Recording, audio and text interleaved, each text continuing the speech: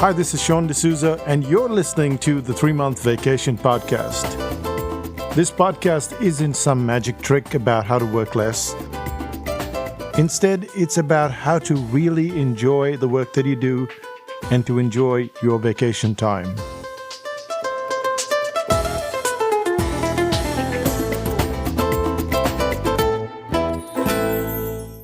Hi, it's Sean, and you're listening to the 3-Month Vacation.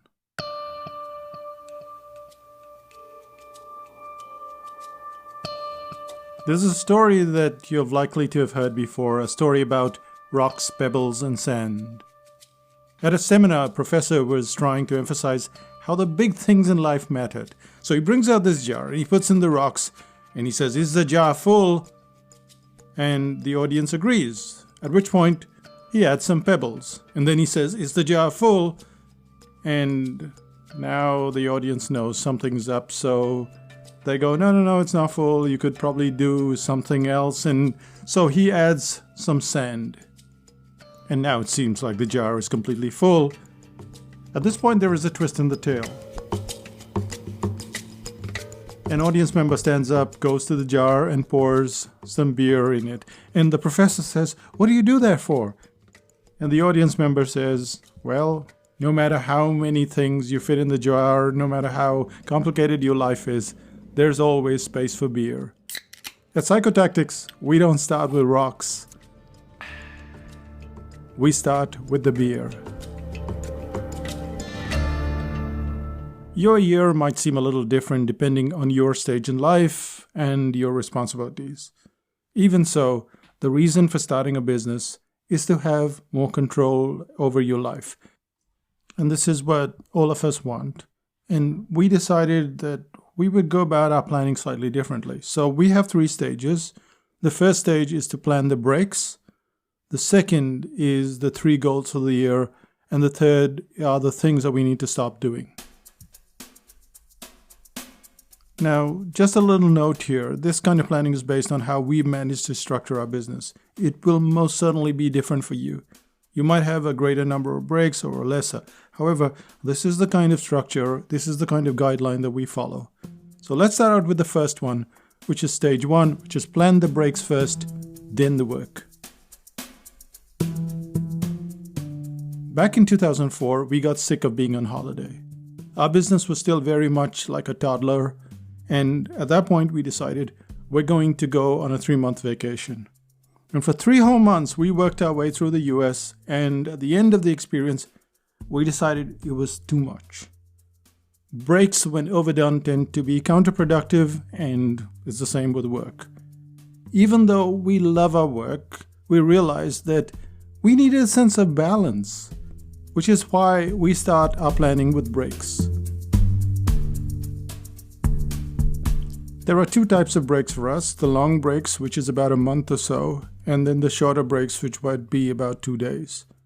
We decided to work for 3 months and then take a month off. And the biggest problem with any holiday is that you quickly lose momentum. When we get back to work, it often takes a week, 2 weeks to get back to the speed that you were before you went on holiday. So 3 months of work, then a month off, that seemed like the right balance for us. We'd ease our way in, get to full throttle, and then ease back to the next break. However, the breaks needed to come first in our planning. They were our beer moment. They had to be put in place first.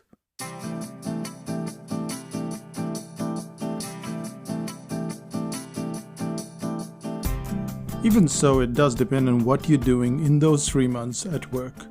In our case, there might be a pretty intensive course like the article writing course or a copywriting course.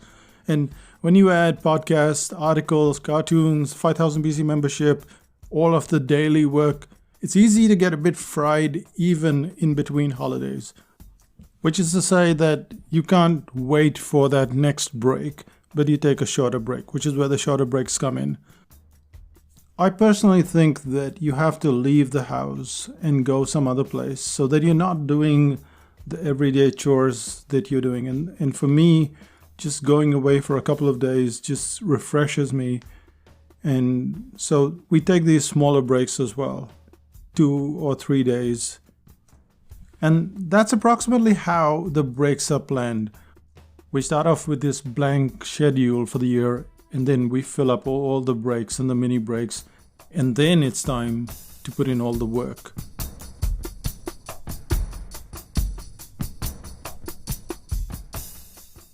Work is usually restricted to courses or products. Since we have about 12 weeks, we know what we can fit into that space and that time. At first, we would randomly allocate courses or products throughout the year. However, in time, we've started to keep the first half of the year relatively free, and this gives us more breathing space to read, to work, or to work on smaller, less demanding projects. And then once we tip over into the second half of the year, we tend to take on the more chunkier projects, which means that we'll have a mix of smaller and bigger projects, pretty much like the breaks. And this creates a sense of balance. We can turn down that burner a bit and then turn it up and then turn it down once more. And this effectively takes us to our second part, which is how do we decide what we're going to do in the year? We just set 3 goals for the year. Here's how we go about it. Planning is priceless, but plans are useless. Even so, we choose 3 things that we want to achieve in terms of work. The initial description might be relatively vague and may look like this. 1. YouTube. 2. Small product. 3. Onboarding process. And the reason why it looks so vague is because it could be a finite thing, like, create a product like chaos planning or testimonials, like a finite product. You do it once and it's done. Or it could be an ongoing project. Take, for example, the year 2014 when we decided to start up the 3-month vacation podcast, which you're listening to. We were as nervous as anyone because we realized that once we started to roll out the podcast, we had to keep them going. Once again, there needs to be a bit of a balance between ongoing and one-time projects. Which is to say, if you decided to do Instagram and YouTube and, say podcast, then what you're doing is starting up a whole bunch of ongoing projects because you have to keep feeding that system and you will quickly get swamped. It's hard enough to manage one of them, let alone 2 or 3 of them. And so it needs to have this balance. Okay, we'll start an ongoing project, but we know that's going to take up a lot of time, so we'll also have a lot of, or not a lot, but few one-time projects. And so this balance keeps the boat a bit steady.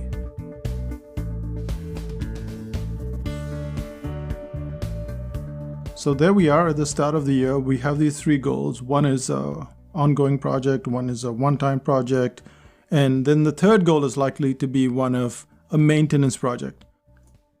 An example would be the revamp of the Psychotactics website in 2018. That was the big maintenance project for the year. In 2019, we had a different project, which was the membership site at 5000 BC. And that was done with a whole new forum. So maintenance becomes a very crucial part of running a business.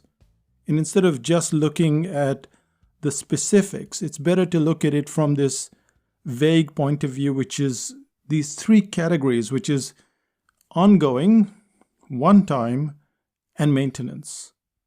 Those 3 become the big 3 goals, and then you put in as little as you possibly can under those because, they take time. So you might be wondering, how do we keep on adding ongoing projects year after year? Because we know that's a problem. The reality is we don't.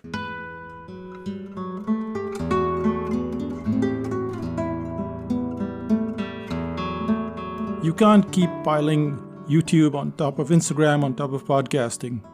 Even so, we've had a few smaller ongoing projects. So we'll do things like recurring webinars, and they are less frequent, and the ones like podcasting are more demanding. They have to be out every week. But once we have those 3 categories, which is ongoing, one-time, and maintenance, now we can look back at the year and we can benchmark it. Sometimes the year will go off in a completely different direction. The planning isn't useless. Even so, having that plan in place gives us this guidance system. And that brings us to the third part, which is the stop doing list. This is the trickiest one of all, so let's find out how we go about the stop doing list.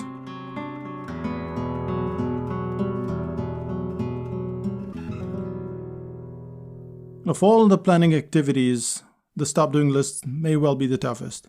It's the one that requires us to sit back and to mentally go through all of our activities through the year, or even over the years. I'll give you an example. For almost 10 years, we had been writing for a very popular blog. At first, the work was quite gratifying, and I'd write articles that I wanted, and they'd publish it, and then we'd get a decent bit of traffic as a result. Then one day, they decided they were going to pander to the search engine in a big way. Everything they did had to have the term content marketing in it. They didn't want interesting articles anymore. They didn't want any article that didn't fit their agenda. When you write articles in such a robotic manner, trying to appeal to the search engines, they just are terrible. So the writing got very tiresome for me. And yes, we persisted. But the pandering had a downside because the flow of subscribers went down and we started getting just 1 or 2 per article. It was a difficult decision to make, to stop working with them. What if things changed? How would it affect our relationship? Over the years, we had carefully cultivated that relationship. Nonetheless, it was time to get to that stop doing list and then cross that out. And year after year, we have to go through somewhat of a routine where we look at the things that we're doing and then decide, nope, we're not going to do any of that.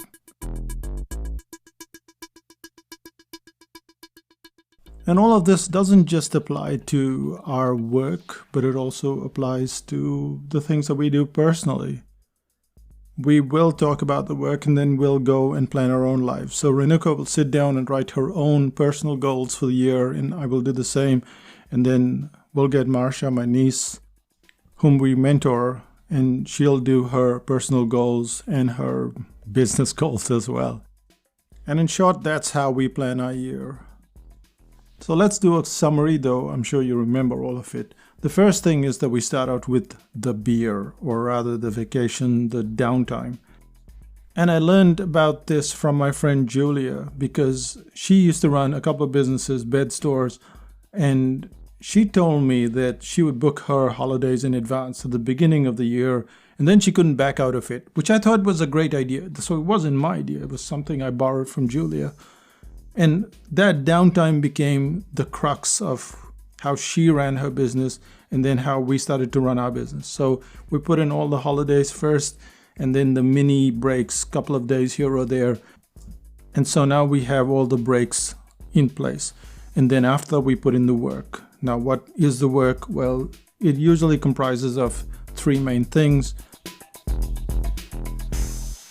The first would be some kind of one-time project, like maybe a course, it's done, it's over, and then you keep selling it for life. Or you do a workshop somewhere, you do once, and maybe you'll do the workshop in the future, but it's like a one-time project. Then we have something recurring, and we don't add recurring stuff all the time. We're aware that we have to do some recurring stuff because it helps create a sort of channel, but it also, the demands on the channel are so great. For instance, with the podcast, the demand was so great in terms of our time and our energy that we haven't done anything on that scale which you could consider recurring. So no YouTube channel or no Instagram or nothing of that sort. But we have done webinars for the members at 5000 BC, for instance. And that becomes a recurring sort of thing. So you don't always have to do these big recurring things, but you can do smaller ones. And then finally, maintenance. Again, maintenance is crucial. We'll look at one big maintenance project every year, and then we'll work through it. And sometimes the maintenance project doesn't end in that year. It goes on for 2 or 3 years. The Psychotactics website went for 3 years. 5000 BC went for well over a year. And then we'll look at our products and we'll create a new version for them. So the article writing course was in version 1, and then after almost 10 years, it went to version 2. And that required all the audio to be recorded, all the text to be rewritten, everything was brand new. It wasn't like, okay, we're going to look at the old stuff and just going to pad it with some more stuff. No, it was all completely brand new because we had learned so much over the years. And we do this for a lot of products. Some of the products, like, say, website components that we've been selling for, 6 or 8 years, it's no longer available. That's a maintenance project that needs to be redone. And that's part of what we have to do this year. And finally, it's the stop doing list. This is probably the hardest, but something that you have to do both on a personal and a business level. And that brings us to the end of the podcast. Let's find out what's happening in Psychotactics land.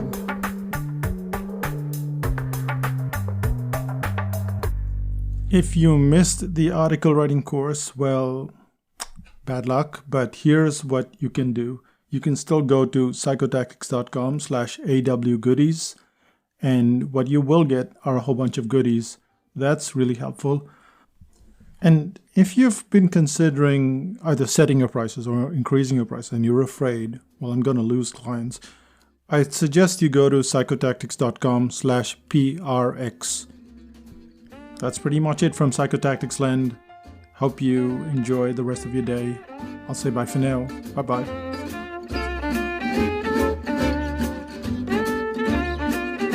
Still listening? Back in 2000, we decided to immigrate to New Zealand. And Renuka left her job. We left behind a country, jobs, friends, and a tiny little perk that we used to get. Well, Renuka used to work for this company, this Swiss company called Givaudan Roux, and they used to give this yearly planner, both for her and for me. And it's really well done. Every year it's different.